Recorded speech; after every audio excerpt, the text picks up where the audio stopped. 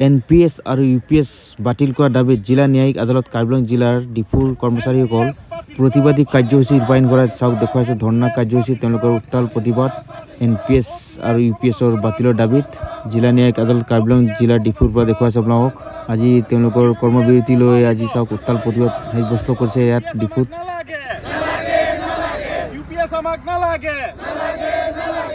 সদৌ অসম কৰ্মচাৰী পৰিষদে আজিৰ দিনটোত যি NPSৰ বিৰুদ্ধে আৰু OPS পুনৰুত্থানৰ দাবীত কলা দিৱস পালন কৰিছে সো আমাৰ সদৌ অসম ন্যায়িক কৰ্মচাৰী সন্থাই পূৰ্ণ সমৰ্থন আগবঢ়াইছো আজি আমি কাৰ্বিআংলং জিলা ন্যায়িক গোট সন্থাই আজি আমি কৰ্মৰ পৰা বাহিৰ ওলাই আমি আজি প্ৰতিবাদ সাব্যস্ত কৰিছো আমাক OPS ঘূৰাই লাগে আৰু চৰকাৰে যি আমি আসলে OPS আশা কৰি আছিল NPS স্ক্ৰেপ কৰি OPS প্ৰৱৰ্তন কৰক বুলি কিন্তু চৰকাৰে আসলে যি UPS আনি উলিয়ালেহি এয়া আসলে স্ক্যাম এয়া কৰ্মচাৰীক ঠগিবৰ এটা ব্যৱস্থা অন্য একো নহয় আমাৰ ডিমান্ড যে আমাক OPS পুনৰ ঘূৰাই দিয়ক OPS প্ৰৱৰ্তন কৰক আৰু NPS স্ক্ৰেপ কৰি দিয়ক ভংগ কৰক আসলে বৰ্তমান সময়ত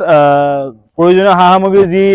আকাশলংঘী মূল্য হৈ গৈ আছে বা ভৱিষ্যতে যিটো হৈ গৈ থাকিব UPSৰ দ্বাৰা যিখন জাল চৰকাৰে পেলাইছে সেই জালত গৈ এজন কৰ্মচাৰী ভৱিষ্যত অন্ধকাৰ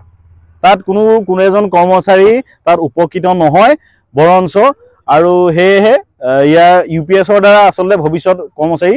কোনো সুৰক্ষিত নহয় NPSটো সুৰক্ষিত নাছিলে UPSটো সুৰক্ষিত নহয় যদি আমাৰ জনপ্ৰতিনিধি এজনে 5 বছৰ সেৱা আগবঢ়াই যদি তেওঁলোকে যদি পেনশন পাবলৈ সক্ষম হয় আমাৰ চৰকাৰী কৰ্মচাৰীয়ে কমসে কম 20 পৰা 30 বছৰ চৰকাৰৰ জনসেৱা আগবঢ়াই কিয় আমি OPS পাবৰ কাৰণে যোগ্য নহয় সেইকাৰণে আজি প্ৰতিবাদ সাব্যস্ত কৰিছো আমাক OPS পুনৰ ঘূৰাই লাগে ধন্যবাদ